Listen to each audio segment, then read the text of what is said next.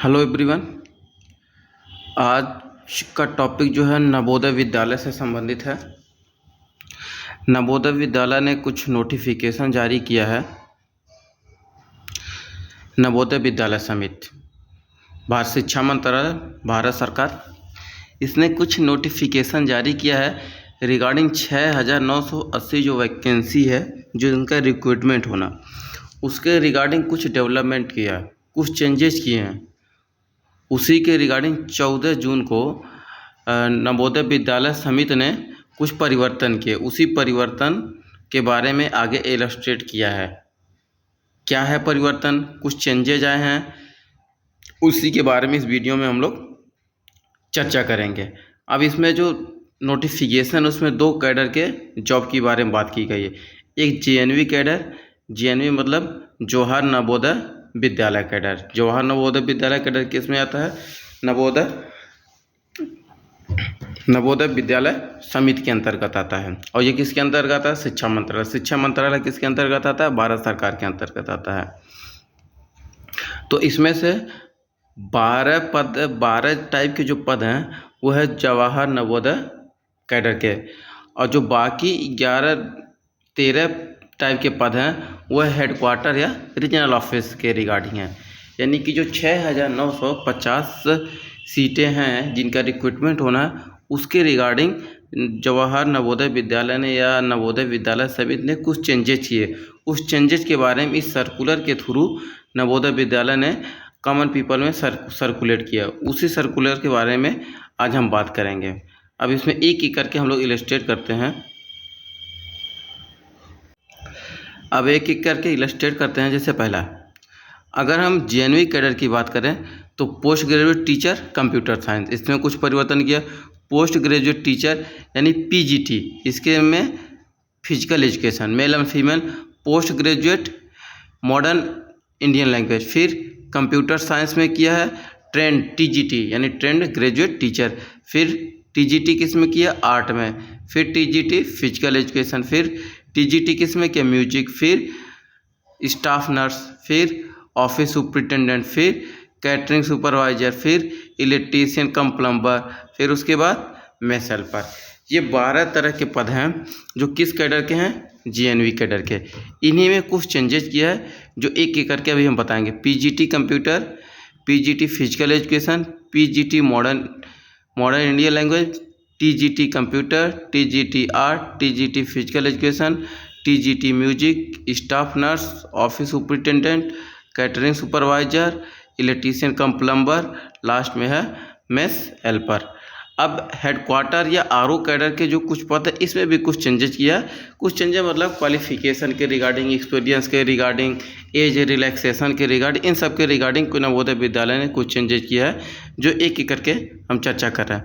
इसमें पहला assistant commissioner academic, assistant commissioner admin, assistant commissioner finance, executive engineer, section office admin, section officer finance and account, legal assistant, assistant section officer, personal assistant, computer operator, stenographer.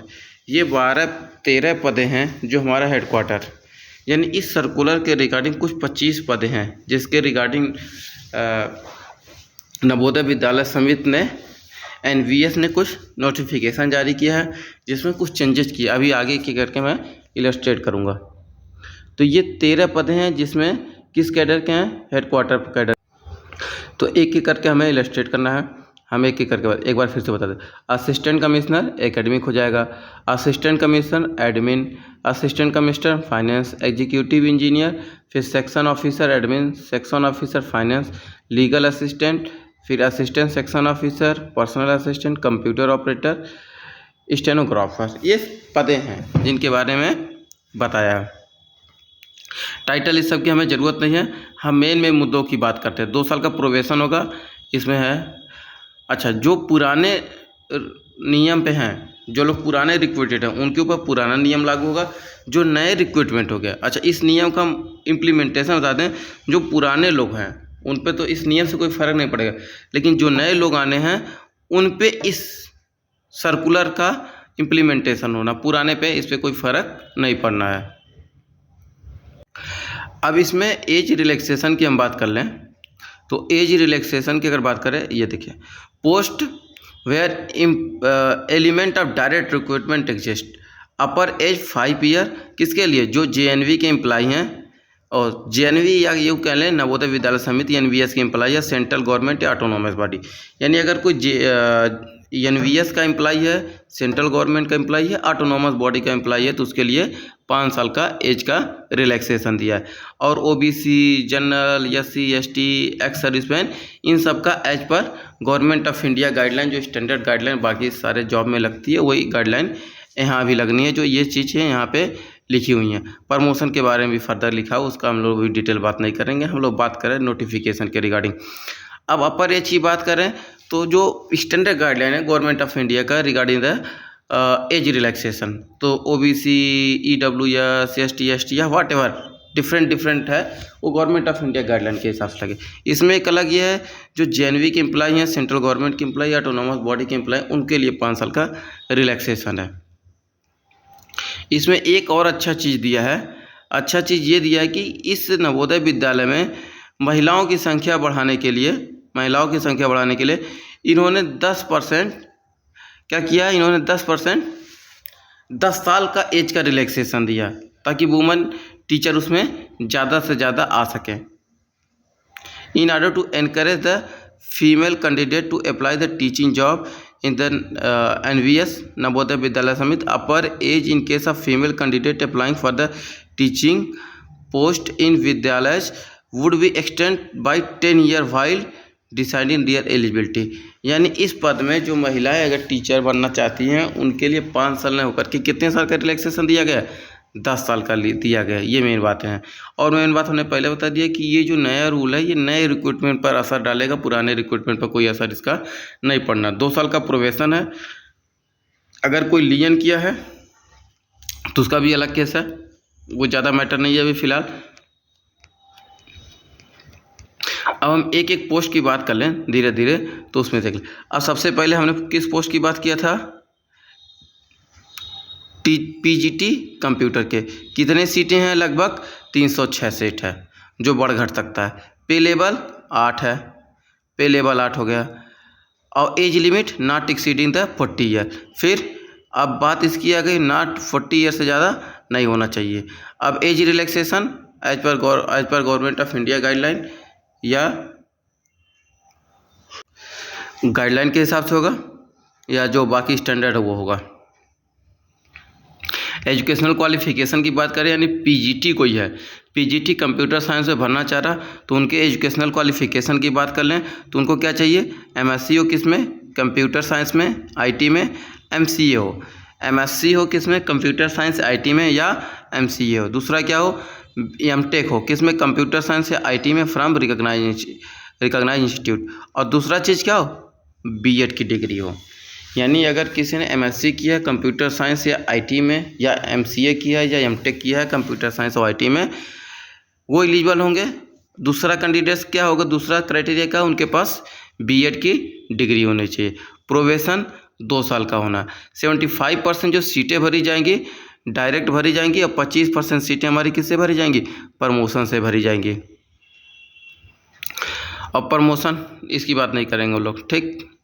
अब दूसरे post की बात कर लें, इसमें क्या चेंजेज हुए हैं। इसमें फिजिकल एजुकेशन में कितने सीटें हैं, 91 सीटें हैं, ये चीज़ है।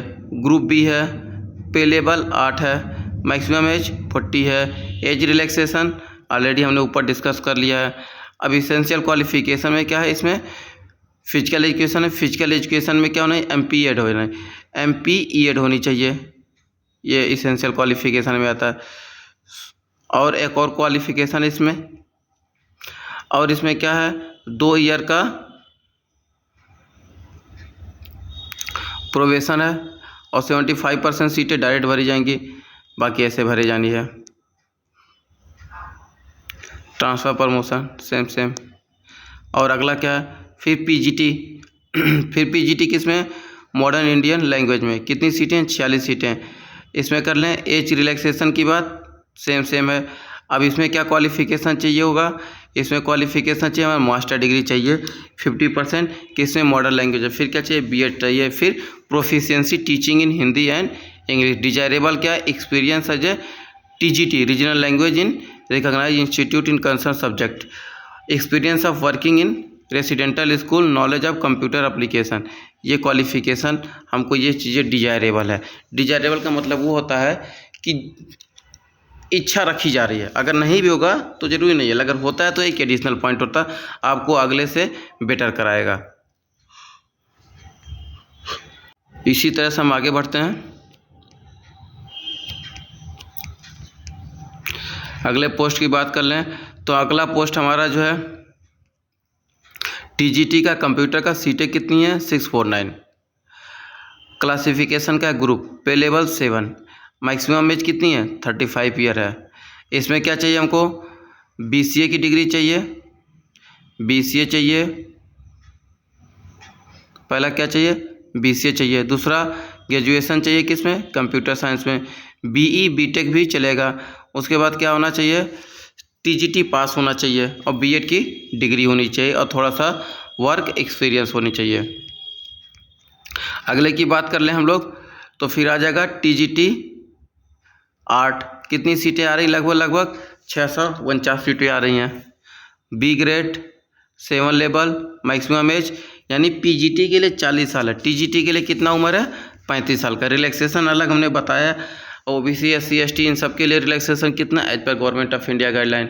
और जो सेंट्रल गवर्नमेंट के एम्प्लॉई हैं या ऑटोनोमस बॉडी के एम्प्लॉई हैं, जो जेएनवी के एम्प्लॉई हैं उनके लिए 5 साल, महिलाओं के लिए 10 साल का, ये हमने बात कर लिया। आर्ट का ऐसे ही है 35 साल है, उनको फाइन आर्ट में होना चाहिए, क्राफ्ट में इन सब में डिग्री होनी चाहिए, बीएड होनी चाहिए, 2 साल का प्रोबेशन रहेगा 100। अच्छा इसमें रिक्रूटमेंट जो होनी है डायरेक्ट रिक्रूटमेंट 100% होनी है, कोई प्रमोशन के द्वारा इसमें कोई इसी तरह की कोई व्यवस्था नहीं है। अब इसी में आगे की बात कर लें टीजीटी में फिजिकल एजुकेशन में पूरा महिलाओं की सीटें जो हैं 649 है, पुरुषों की सीटें हैं 596, यानी फिजिकल एजुकेशन में कितनी सीटें 1244 सीटें, भयंकर सीटें, बड़ी अच्छी बात है। पे लेवल कौन सा है 7वां है, applicable maximum age 7 age usual हमने पहले बोला। और क्या चाहिए फिजिकल एजुकेशन में क्या चाहिए हमको बैचलर की डिग्री चाहिए और ये होनी चाहिए, वर्किंग एक्सपीरियंस होना चाहिए, डिप्लोमा होनी चाहिए, 100% डायरेक्ट रिक्रूटमेंट होना है, 100% डायरेक्ट रिक्रूटमेंट होना, 2 साल का प्रोबेशन है। अगले की बात करें टीजीटी म्यूजिक की बात कर लें, वाह 649 सीटें हैं, 649 सीटें हैं टीजीटी म्यूजिक की, पे लेवल 7, एज कितना होना चाहिए 35। क्वालिफिकेशन की हम लोग बात कर लें बैचलर डिग्री चाहिए किसमें म्यूजिक में, बैचलर डिग्री म्यूजिक, किसमें लैंग्वेज चाहिए हिंदी इंग्लिश में प्रोफिशिएंसी, कंप्यूटर का नॉलेज होना चाहिए, रेसिडेंटल स्कूल में एक्सपीरियंस होना चाहिए। और इसमें क्या बात है डायरेक्ट रिक्रूटमेंट होगा, 2 साल का प्रोबेशन होगा। स्टाफ नर्स कितनी सीटें हैं 649 सीटें, बहुत भयंकर सीटें, बड़ी अच्छी बात है। मैक्सिमम एज 35, स्टाफ नर्स की बात कर ले तो मैक्सिमम एज कितना होगा 35 होगा। किस में होना चाहिए बीएससी होना चाहिए, किस में नर्सिंग में होना चाहिए। 2.5 year experience minimum 50 bedded hospital, यानी और क्या होना चाहिए 2.5 साल का इनके पास क्या होनी चाहिए एक्सपीरियंस होना चाहिए उस हॉस्पिटल में जिसमें कम से कम कितने बेड हो 50 बेड हो। रजिस्टर्ड है नर्स, जो रजिस्टर्ड हो नर्स के रजिस्टर्ड भी हो, 2 साल का probation, 100% direct recruitment on deputation basis. Office superintendent कितनी पद है 594 पद, पे लेवल 6 है, कितने साल का प्रोबेशन है 2 साल का प्रोबेशन है। इसी तरह है कैटरिंग सुपरिटेंडेंट, कैटरिंग सुपरवाइजर के लिए कितनी पोस्ट हैं 637 पोस्ट है। मैक्सिमम एज क्या चाहिए 35 साल। बैचलर डिग्री किस में चाहिए होटल मैनेजमेंट में चाहिए और 10 साल का एक्सपीरियंस चाहिए, 2 साल का प्रोबेशन रहेगा, 100% डायरेक्ट रिक्रूटमेंट है। इलेक्ट्रीशियन कम प्लम्बर कितनी सीटें 598 सीटें, ग्रुप सी है, पे लेवल 2 है, 40 साल तक उम्र चाहिए और क्या पास होना चाहिए पास क्वालिफिकेशन की बात कर लें 10 पास हो, ITI किस में हो, इलेक्ट्रीशियन या वायरमैन में, 2 ईयर का क्या हो, एक्सपीरियंस हो। उसके बाद मेस हेल्पर के लिए कितनी सीटें, 1297 सीटें, पे लेवल 1 है, उम्र 35 साल तक होनी चाहिए। एजुकेशनल क्वालिफिकेशन की बात अगर हम कर लें, हाई स्कूल चाहिए, 5 साल एक्सपीरियंस हो किसी गवर्नमेंट मेस में काम करने की, passing off skill test prescribed by the, ये भी होनी चाहिए, 100% डायरेक्ट रिक्रूटमेंट है और 2 साल का प्रोबेशन भी है। अब इसी तरह हम बात कर लें जो HO में होना है, जिनको HO, अब किस पद की बात कर लें, असिस्टेंट कमिश्नर किसकी, एकेडमिक की बात कर लें, कितनी पद है, 38 पद हैं, पे लेवल 12, ग्रुप कौन, ए ग्रुप के हैं, मैक्सिमम एज कितना चाहिए, 45 ईयर चाहिए। अब इनकी क्वालिफिकेशन की बात कर लें, क्या होना चाहिए, मास्टर डिग्री होनी चाहिए, मास्टर डिग्री, फिर क्या होनी चाहिए, B.Ed होना चाहिए। Working as a principal with pay level 12 के साथ क्या होने चाहिए, इनके पास प्रिंसिपल में वर्क किए होंगे, वही लोग असिस्टेंट कमिश्नर बनेंगे। वर्किंग नॉलेज होनी चाहिए इनके पास हिंदी इंग्लिश लैंग्वेज की। अब 2 ईयर इसमें भी क्या होगा, प्रोबेशन होगा, 50% इससे होगा, 50 ऐसे 25 करके ऐसे होना है। फिर असिस्टेंट कमिश्नर किसका है, एडमिन का, कितने पद हैं, 11, ग्रुप ए, पे लेवल 11, एज कितना नहीं होना चाहिए, 45 से ज़्यादा नहीं होना चाहिए। अब इसमें हम क्वालिफिकेशन की ग्रेजुएशन डिग्री होनी चाहिए, holding analogous post on regular basis central government, state government या ऑटोनॉमस बॉडी। अब इसमें क्या, working on the post of senior officer equivalent at least 8 year of service in central government state government, ठीक है, और 8 year का एक्सपीरियंस होना चाहिए, 2 साल का प्रोबेशन है। हम अगले की पद की बात कर ले, यहाँ पे असिस्टेंट कमिश्नर है, किसके हैं, फाइनेंस के हैं, पे लेवल 11, एज की बात नहीं किया इसमें कुछ।